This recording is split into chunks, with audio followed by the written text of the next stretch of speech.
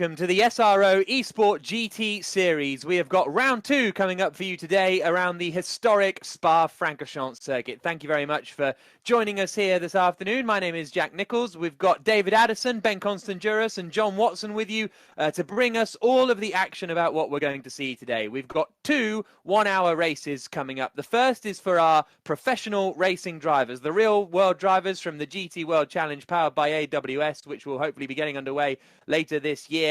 And we have got the silver class as well, which is for our professional sim racers that are going to be head-to-head. Both have a 1-hour race around Spa, and we're really looking forward to it. As far as qualifying is concerned, it's been a very, very tight session out there. Coming into this race, though, the championship leader was Jordan Pepper, but he only qualified 27th on the grid. Ben Barnicoat, second in the standings, is 22nd on the grid. So I think we're really going to see the pro championship mixed up today. We've got a new partner on board for this series, and it's a very cool initiative actually. David Perrell, who you may have seen racing in the GT World Challenge, he has set up a new driver coaching academy, and one of those drivers is Jean-Eric Verne, and he is going to be racing today for the Coach Dave Academy. Let's have a little bit of a look at what they do.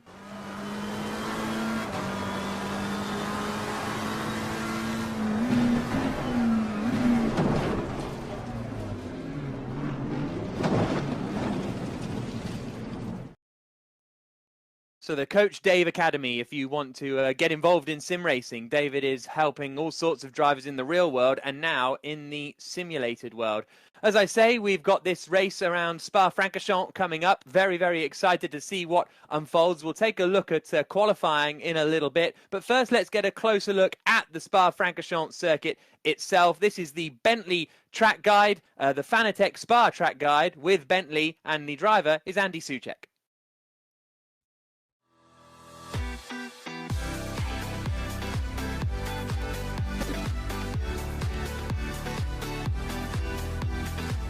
Hello, this is Andy Soucek, driving for K-Pax Racing by SRO Esports in the Pro class, and this is an onboard lap around Spa. Hello, this is Andy Soucek, and I'm going to take you around a lap in Spa-Francorchamps. So here we are on the main straight, new pit lane, only up to 5th gear, braking at a 100-meter mark down to 1st gear, trying to nail the apex of the corner, being really, really close to the inside curb and wall. Nice smooth exit, 5th gear into Eau Rouge, facing now the most challenging corner I would say in the world, in 6th gear, flat out on the top into Radillon. Very nice line over there, as straight as you can, just not to lose any kph possible. Getting into the very hard braking zone into Les Combes, very difficult to nail the braking there, 265 kph. Really tricky on brakes, hitting the inside curb, also the curb on the left of the second part into Les Combes, trying to sacrifice a bit the exit for the third one. Hitting also the exit curb there, very, very deep braking here into Brussels, very tight corner. It's the slowest corner with the chicane of Spa-Francorchamps. Once again, sacrificing a bit the exit, using all the track possible, watching out here for track limits, as you always run wide and it's very easy to go wide there.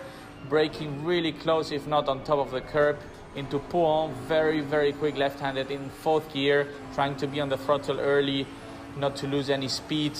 Very fast corner, 200 kph. Once again, in the limiter here, 5th gear into the Piff Path, last section of the track. Really, really important to keep the momentum here.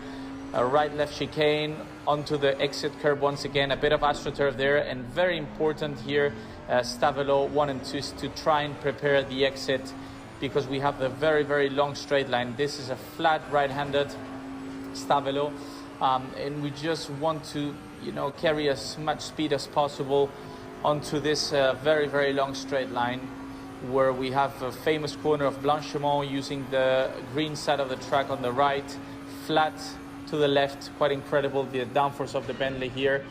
Very, very hard braking into the bus stop chicane. Run a little bit wide of this lap, actually had to sacrifice the exit of the corner, which was not ideal. Still didn't lose too much time. All in all, a pretty good lap time. Hope you guys enjoyed. Thank you.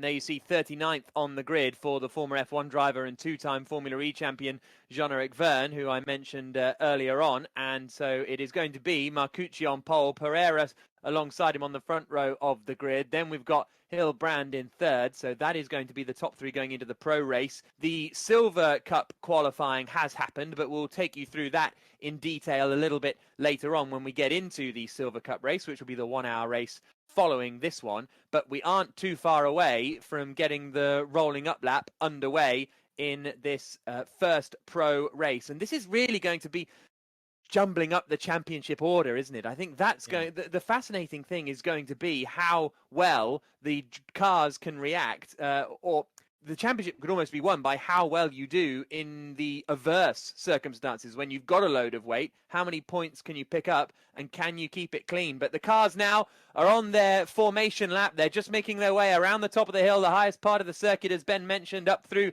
Malmedy, and then starting to drop their way down. It'll be a 2x2 rolling start formation for round 2 of the SRO Esport GT Series. We've got Ben Constanduras, we've got John Watson, and leading the commentary is David Addison. And we've got drama by the look of it up at Brussels, because straight away, Jack, a car makes a mistake and slides off the road. Now, who was that? Was that Marcucci from the front of the grid, or Ivan Pereiras? We'll have a look as the cars head down the hill, but we've certainly had one in drama right from the start. Now, he's not dropped to the back of the grid, so I think it might be Pereiras looking at the livery. You're able to, if you don't drop to the very back, you are able to retake your grid position. It was Ivan Pereiras that had a drama up at Brussels. That is very embarrassing indeed. Out of La Source they come. Everybody now accelerates down towards the start line. And is it going to be Lorenzo Marcucci to storm clear into the lead? Or what can you expect from the likes of Nicolas Hillerbrand or Raffaele Marciello from rows 2 and 3? We're set to go racing here at Spa. Certainly with his nose in front is Marcucci then in the white Audi as they cross the line. We go racing. Good getaway then by Marcucci.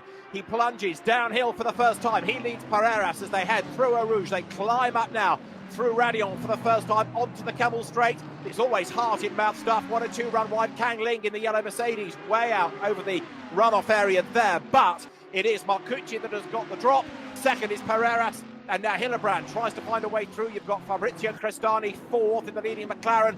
And into second place there goes Hillerbrand as they dive up towards Les Cons for the first time. Do they all get through safely? They do. Hillerbrand a little bit crossed up. And that, Watty, has enabled Marcucci to get away by a couple of lengths. Yes, it has, but the first 5 cars have actually made a break from the rest of the field. You can just watch Marciello right on the tail of the McLaren as they come down through Brussels, and the drop down through.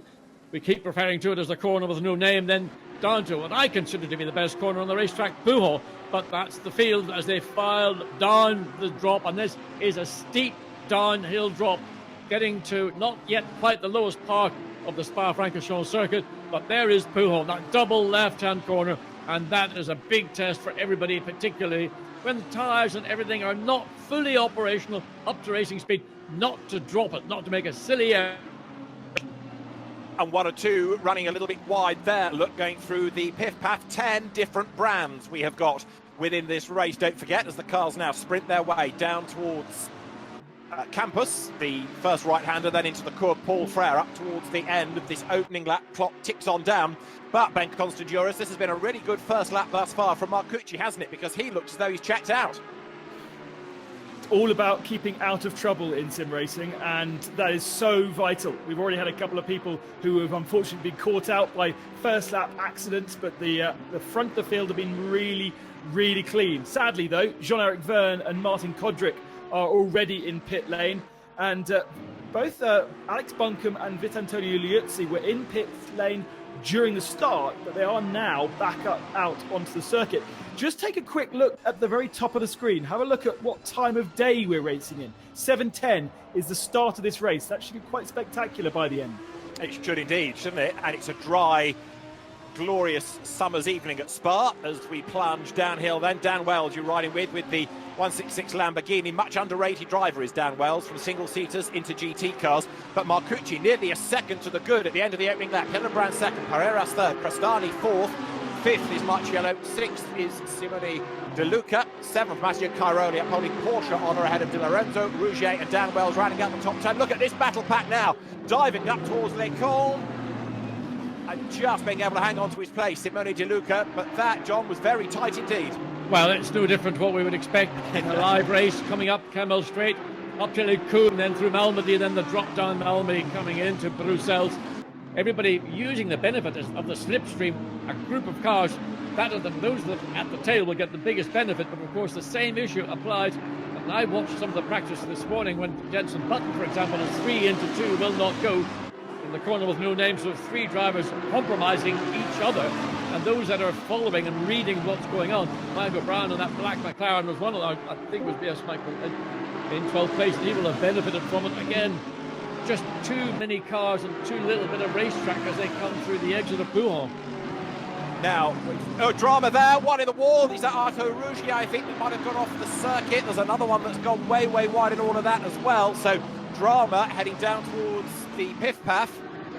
And that's going to shuffle the order hugely as there, look, another challenge is made up on the inside line. There goes 163 Albert Costa, storming his way up the order.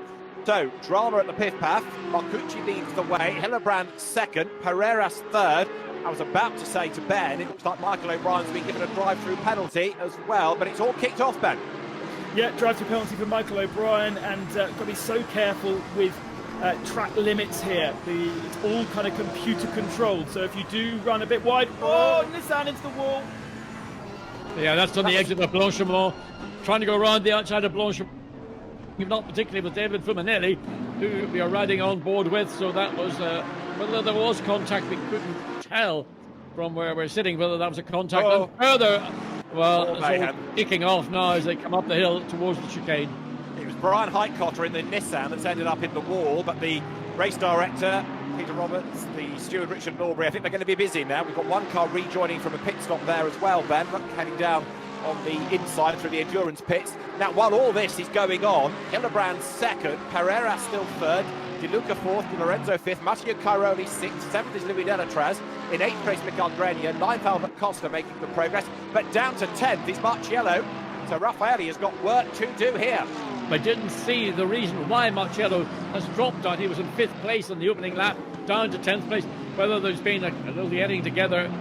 We've been watching parts of the field, not necessarily following those at the very front, but Raffaele Marciello, one who I thought would have been a potential winner, certainly a podium stander, down in, he's actually dropped down to further place. Michael Brown is now into 10th place, and he's sort of squeezed between the McLaren in 10th and the Lamborghini in 12th. And Arno Santamato gets turned around, so another of the Mercedes in strife. Just when you think you might be getting a good run, something goes against you, doesn't it? I mean, it's amazing that the transition between rail racing and sim racing is that the sim car, Ben, you mentioned that it was more difficult to drive here at Spa than maybe some of the other cars that we're watching. Well, right now, JD Fannin is doing a good job keeping Scott Malvern at bay. Then the penalised David Fumanelli. The lead gap is up again, 6.7 seconds now. That's the leader Lorenzo Marcucci has over Ivan Pereiras, the two that locked out the front of the grid. Running third is Luigi De Lorenzo, who was 6th on the grid and 4th in the championship. So looking good for points as far as he is concerned. Throw everybody up in the air. Kang Ling goes wide. Louis Delatraz 8th in the championship before the race, running 5th. So if you're thinking points, it's going to be a very jumbled set of stats come the end of this race. 38.5 minutes to go. And what do we look for next, Ben? Well, I'm quite impressed by Dan Wells, a man that perhaps is not necessarily well known to our European counterparts, but he's done a fantastic job over in Asia and been following online, and he's got himself a really, really nice new direct drive setup in his apartment in Hong Kong, and it's working really well for him. As Lamborghini's working well, he's in 8th. Here's a replay. And it's 53, isn't it? Simone De Luca that we're looking at. Now, De Luca was in that leading gaggle early on. Is this going to be another victim of Eau Rouge? Yes, it is. I mean, the car looked strange all the way down the hill, frankly. It looked as if it was crabbing coming down the hill. Ooh. And, of course, then the traffic has to go one way and the other to avoid what could have been another unpleasant incident at the top of Radion. That's the concern I have with that tarmac runoff. It gets used conveniently to get out of trouble rather than backing off and doing it that way. So over the timing line they go. The gap between them, 0.350 of a second, is at the inside, and there's contact. Albert Costa stuck the Lamborghini at the inside. It is Cairoli who comes off worst, loses 2 places and has another spin on recovery. Louis Delatraz gets up between the pair, and Delatraz now tries to take advantage of the delay for Albert Costa. But, John, it may well be that the race officials have something to say about that. Your thoughts? Well, I've got plenty to say about it. Let the officials have to say. Simply because all the things I've been saying about Albert Costa, thinking driver, getting it right, not pushing, not taking chances, he did it completely wrong coming into La Source. He was not in a position to take the ground away from the Porsche. He just carried too much speed. He had nowhere to go. As a closing gap, the Porsche was taken. And there will, in my view, a penalty for what has been a great drive up until this moment by Albert Costa. Yeah, it's a shame it's going to potentially end that way, as now Louis Delatraz might be able to get 4th place back, a legacy of all of that. Here's the replay. Rossi, talk us through it. So up over the finish line, look at the gap as they come in. Suddenly, is it brain fade or what? I'm going to make a dive, but he gets to the position. The Porsche it's always the Porsche's corner. Closing gap. Once you're in a closing gap, nothing you can do. You just sit there, wait for the inevitable, and of course the inevitable will ultimately be a penalty. A drive-through penalty has just been handed down to Albert Costa. Great, spoiled by a moment of impetuosity. What a shame. A real shame, but the stewards agree, and it is a drive-through, so Delatraz will get his 4th place back. It's going to take some unravelling, Ben, this result, isn't it, with time penalties and drive-throughs to factor in as well, but Delatraz will at least get 1 spot back before the end. One of the things you have to consider about the way that these guys are driving is they don't have the field of view that they would do if they were in a real world car, especially when you're going into La Source with such a tight hairpin. Usually as a driver you'll be turning your head to the apex of the corner, but of course your field of view, unless you're using virtual reality goggles, is fixed. They will, however, have a system that tells them if there's a car alongside, so that's kind of explaining if there is an overlap or not. But it's one of those struggles that sim racing will never really be able to overcome, is you cannot move your field of view around like you would do in a real world vehicle. David, I just did one of those switches from one screen to the other and just had a quick look, and as I looked at that onboard photo on board the Ferrari, it just looks so real. The glare through the windscreen, the dirt on the windscreen as well. This game, I said, of course, a competition, it does benefit from being the newest sim that's on the market, but the texturing and the way that this game looks, the long shadows, again, something you can't do in other platforms, to have a different time of day and a different time, and you can run a full 24-hour race in this game if you fancied, and it's just amazing to see those examples being played out in front of us right now. De Lorenzi running wide in a lot of parts of the racetrack, coming into Fagnes, then into Stavelot, and up the hill through Paul Frécourt, so he needs to be careful. He's running currently in a podium standing position, so don't abuse track limits. You've done enough, you don't want to do any more. There is the Aston Martin, and that should work well, John, on this section of circuit. Yes, but I think that the Audi's got sufficient in hand. It's got a 1.5 second advantage when they came across the finish line, so I don't think, in which we can't anticipate, that Ivan Pereira's will lose. But you can look, just see how quickly the Aston actually has closed down on that run up the Camel Straight into Les Combes, through Malmedy. Let the car run wide, but be careful of those track limits. Then downhill. The downhill braking always, Aston gets his nose in, makes a 2 apex corner at Bruxelles. So he thinks there's an opportunity. It's going to be difficult. The gap, as I say, 1.3 seconds, currently, in real time, 1.3 seconds. So response from Pereira's to the charging De Lorenzo. It's come down a fraction, therefore. Really, De Lorenzo's best chance is that Marcucci is so far up the road they can get another lap out of the race that might give him a little bit more time to bring the gap down yet further. He's certainly not giving up, though. Here they come through the pith path, this time right and then left. So the Aston Martin in the Birol Art colours, the one-owned kart team, they're into the campus right-hander now. Jody Fannin goes through, still running 10th on the road, closing onto the back of Scott Mulvin. Now, where is the race leader in relation to 22 seconds on the clock? Can Marcucci squeeze one more lap out of this? Let's see. He's just gone over the line, actually. Right, Just, as you were speculating, about 40 seconds to go, he managed to get across the line. Okay. And Mulvin has lost a position to Fuminelli, as we saw. It was at the bus stop chicane.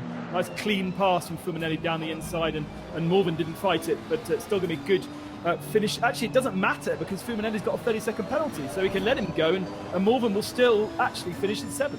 Yeah, doing the right thing, isn't he? We also just saw Michael O'Brien ahead here in the purple McLaren, go ahead of Brian Heitkotter. Michael doing different colour schemes for different rounds, second-generation racer. And there is the penalised Fuminelli ahead of Scott Mulvin. Right, so the hour is up. It's almost 10 past 8 local time. And there is the race leader in the traffic, soon to become the race winner, Lorenzo Marcucci. John Watson, he has dominated this race from pole to seemingly a race win, and he's not put a wheel wrong. We haven't actually seen a huge amount of him to see if he had put a wheel wrong, in fairness, but clearly it's been a masterful drive to not make an error, to not be forced into maybe making a small mistake, especially on that opening lap through Eau Rouge, and then that run up the hill, up the Camel Straight, where it's so easy to get mugged as you come into Les Combes. Outstanding drive, and it's still, half a lap of this 1 hour race, but effectively, unless something totally unforeseen was to happen, this is going to be maybe one of the sweetest victories that Marcucci will have enjoyed in his race career. And here's a guy that's been on the fringes, if you like, of international racing. He's raced in a bit of GT4, he's done that Euro NASCAR series, but now making GT3 people sit up and take notice. Ivan Pereiras is there in second place, but he is being reeled in by Luigi Di Lorenzo. That gap is down to 9/10 of a second, so we'll talk the race leader across the line, Marcucci, but it's all kicking off for second place because the gap between Audi and Aston Martin is coming down and down and down. Lorenzo Marcucci then is heading for honours in round 2 of the SRO Esport GT Series. He's got the run through Blanchimont and then the bus stop still to go. And he's very nearly started round 3 at the Nürburgring. So far ahead is he. But Marcucci for Audi then goes right and left. Lorenzo Marcucci for LP Racing is going to win the pro race here at the Esports Total 24 Hours of Spa. Over the line, Lorenzo Marcucci wins round 2 of the championship. Now look back, who is going to be second, Pereiras or Di Lorenzo? Because the gap between the pair, 9/10 at the last sector timing point. And is it going to be Pereiras who hangs on in there? The answer is yes, he comes across the line 7/10 ahead of Di Lorenzo.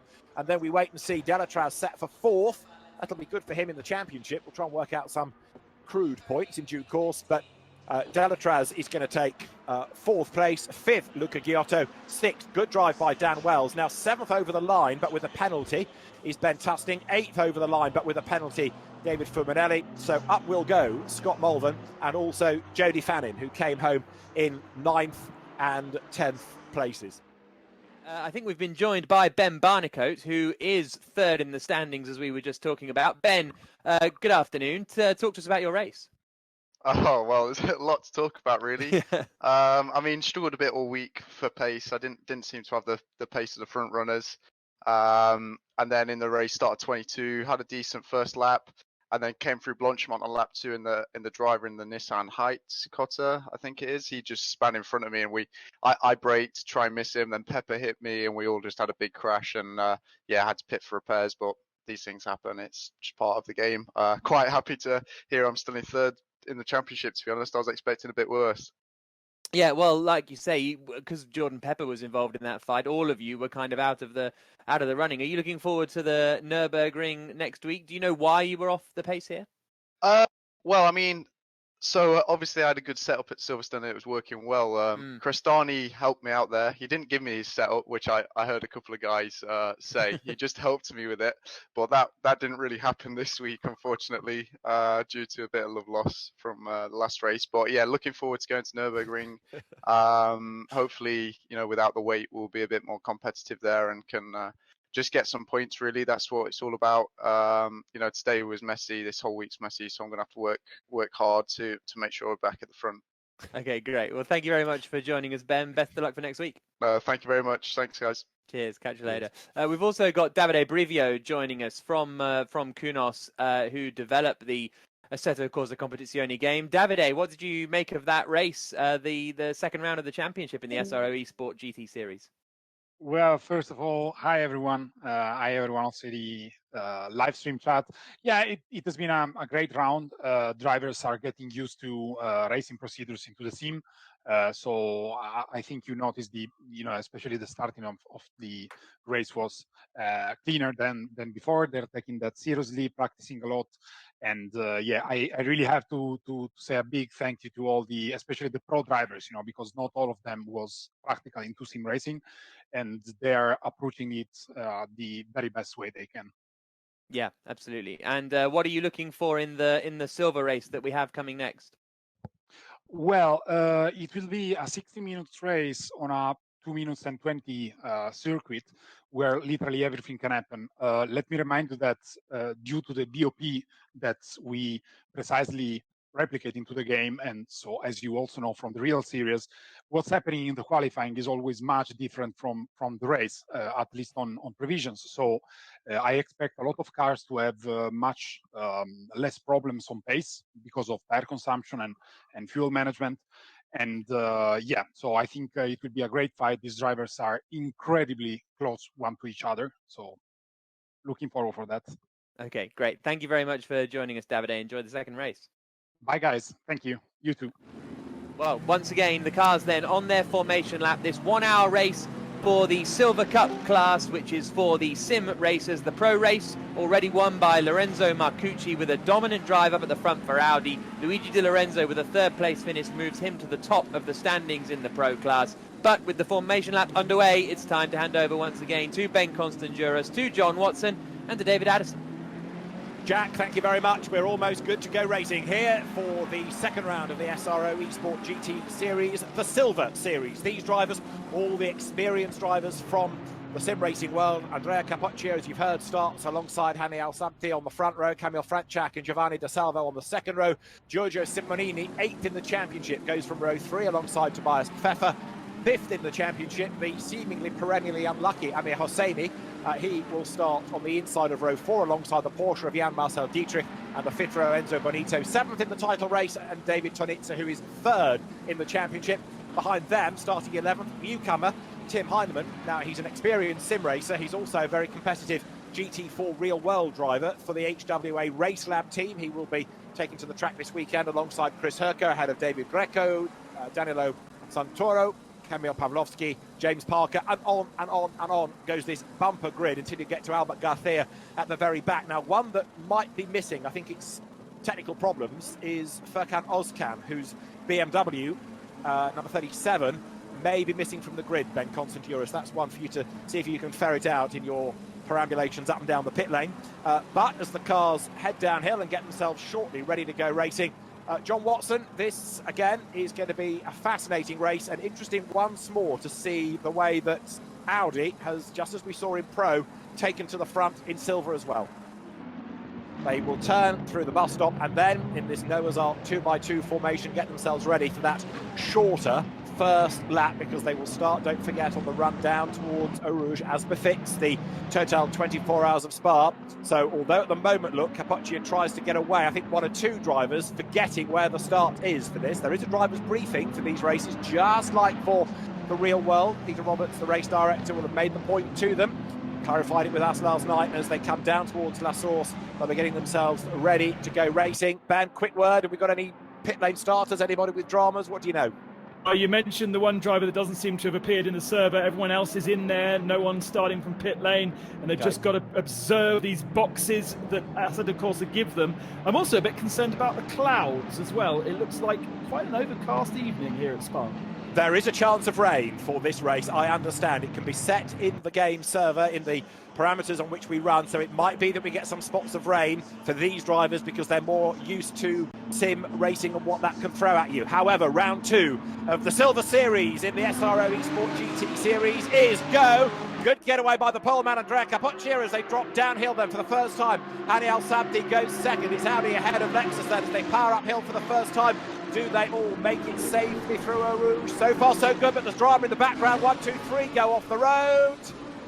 Nobody else gets involved, but that's going to shuffle the back of the pack. Yellow flags will come out as the leaders go toe-to-toe. Al Sabti on the outside line of the Lexus.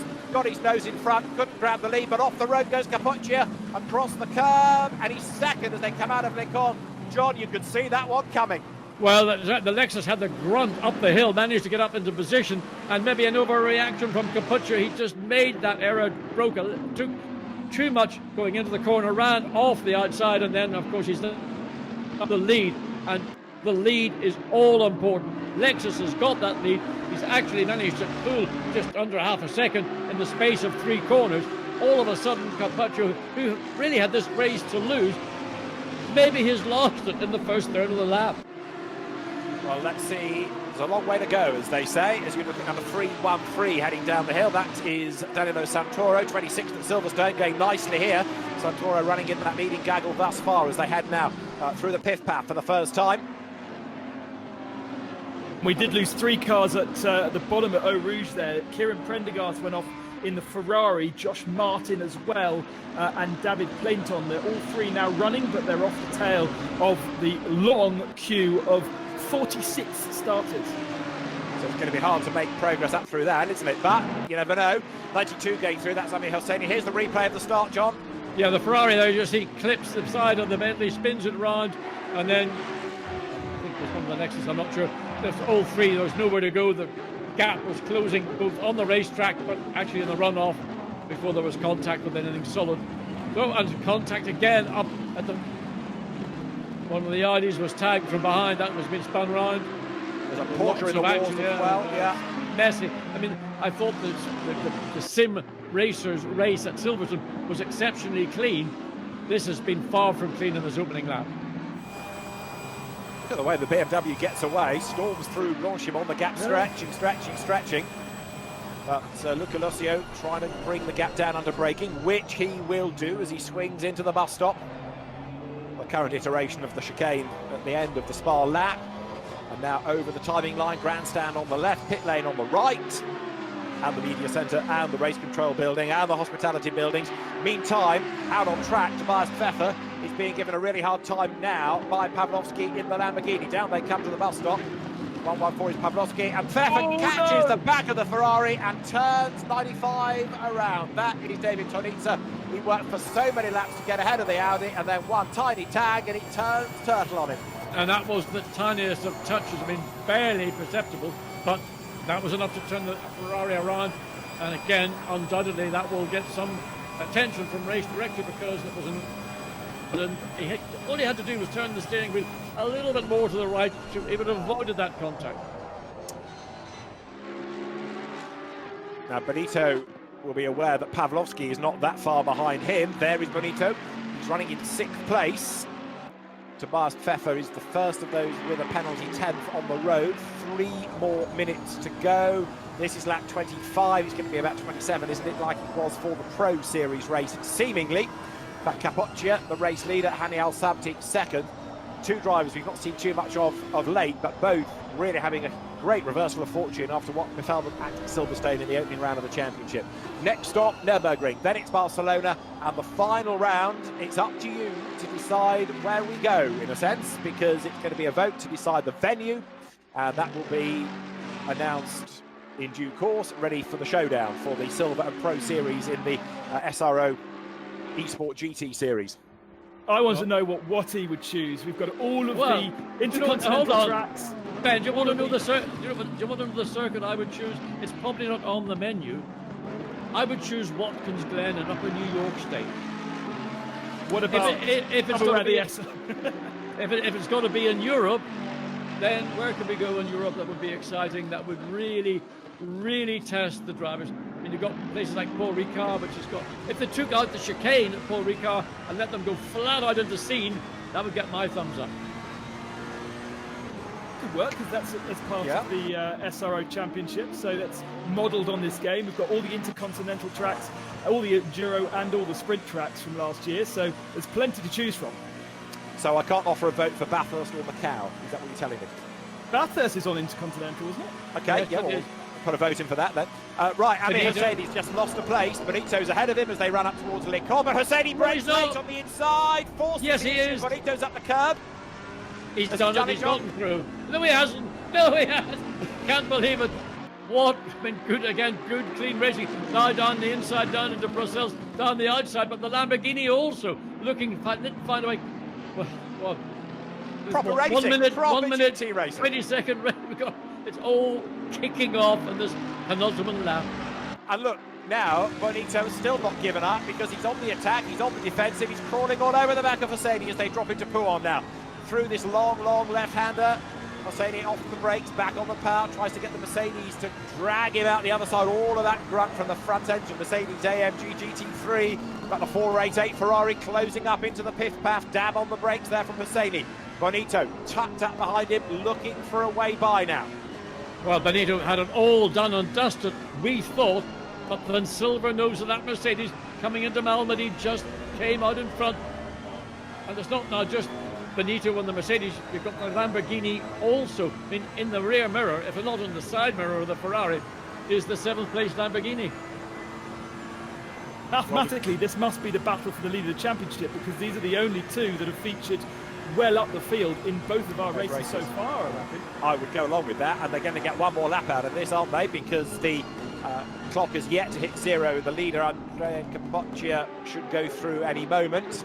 He's Here gone is through. Pfeffer, and yeah, he has gone through. You're right, there is Pfeffer on the attack of Santoro once more. So now the hour is up. They'll complete this lap. Capoccia is on his last lap. It's going to be 27 laps once more. But the good news is that Hosseini and Benito have got one more lap, one more tour of the circuit for this slugfest for 5th place here. Looking back now, John, from the Mercedes.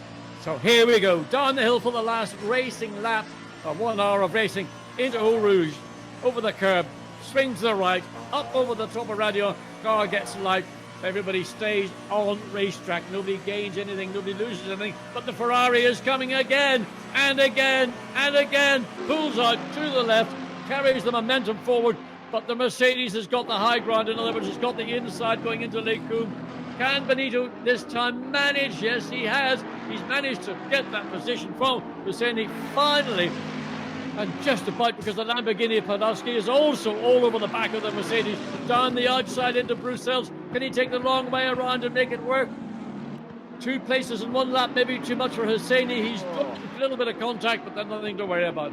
Well, great racing. What a way to round out round 2 of the championship. Amir Hosseini loses out, and Benito straight away disappears up the road. It makes you wonder what he could have done had he got past sooner, but Hosseini's spirited defence comes to nothing. He makes a mistake and he runs out wide. Now Pavlovsky should be on the attack. He's got the momentum as they come down towards the pit path. He's going to have a look to the outside line. Hosseini covers him off, but Pavlovsky here, Ben, could yet get 6th before the end, couldn't he? See Triple F being represented here, effectively the Works Lamborghini team really trying to find a way through at the end of the race, fighting every single second of this hour-long adventure, and another really great one from Hosseini, who's managed to pick up some decent points despite really not having the race pace totally. Now you can see on the totem pole a minute worth of penalties now for Pfeffer for assaulted incidents. We'll worry about the final results in due course because Capoccia has taken the checkered flag to win round 2 of the SRO Esport GT Series. 2nd, Hani Al Sabti. 3rd, De Salvo. 4th, Franchak. And then it's going to be Bonito for 5th in the Ferrari, but who will be 6th? Hosseini powers towards the line. Is he going to hang on in there just ahead of Pavlovsky? The answer is yes, he does. So it is 6th for Hosseini. Pavlovsky takes 7th. Tonitza 8th. Santoro takes 9th. And Pfeffer 10th on the road, but give him a minute's penalty, and that throws him probably to about last place, I would imagine. So it is a win for Andrea Capoccia. Hani Al Sabti takes 2nd. 3rd place goes the way of Giovanni De Salvo. 4th to Camille Franchak. Enzo Benito 5th, having been 7th at Silverstone. 6th, Amir Hosseini, having been 5th at Silverstone. 7th, Kamil Pavlovsky. 8th place goes the way of David Tonitza after a spin. 9th, Danilo Santoro. And 10th, when you start to put the penalties into the mix, it is Jaroslav Honchik in the Lamborghini. It's really entertaining stuff at the front. That fight between Al Sabdi and Capoccia for the win was absolutely thrilling. But in the end, it is Andrea Capoccia who comes out on top, takes the win. And those 25 points bring him level at the top of the championship with Patrick Selva, who won the first race at Silverstone, because Selva not scoring any points in this race today at Spa. So those two are tied at the top of the championship, and then it's 6 points back to David Tonitza, who, getting that 5th place right at the end there, promoted him in the points above Arthur Camara, who drops to 4th place. So Tonitza really the only driver to score decent points in both races. Amir Hosseini did well. He's still in the sort of top 5 in the championship, but not quite as many points as David Tonitza. So we're really seeing, I think, and the same is kind of true with Luigi Di Lorenzo in race 1 in the pro class, that consistency is going to be the key. Keep out of trouble, score points. It's, as you and I were discussing, an hour or so ago, it's a short championship, relatively speaking. So you don't have many opportunities to score points, A, because you have to be in the top 10, and B, because you've only got 5 races in which to do it. So you can't really afford bad results, whether that's low points or out of the points. Keep out of trouble, score well, bank where you can. We'll start off then with Haney Al-Sabdi, shall we? We've got him joining us in for an interview. Haney, congratulations, a 2nd place. You happy with that? You had the lead for quite a while, the first 15 minutes or so.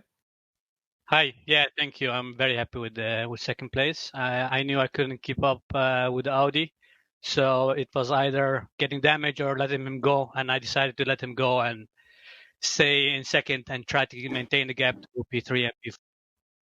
And that'll obviously give you a bit of ballast for the next race in the Nürburgring. Are you worried about that? How is the Lexus with the weight penalties? Well, the Lexus is not really a fast car, except on Spa. So on the next track, the car is already slow, and with ballast, it's just way too slow. But anyway, hopefully it will rain, then we might have a chance. Okay, great. Thank you very much for joining us. And so the championship leaders after the SRO Esport GT Series Round 2 at Spa, Lorenzo Marcucci, the race winner, and then in the pro class, and that moves him to the top of the championship on 27 points. And then in the silver class, we've got Andrea Capoccia, who takes the victory and moves joint top of the standings there with Patrick Selva ahead of the race at the Nürburgring, which is coming up in a week's time. We will leave you now. Thank you very much for your company over the last couple of hours. 2 really great 1-hour GT races from David Addison, from John Watson and his Bog, and from Ben Constantiouris, and from myself, Jack Nichols. It's been a pleasure being with you, and we'll see you in 1 week's time for round 3 of the SRO Esport GT Series at the Nürburgring. See you then.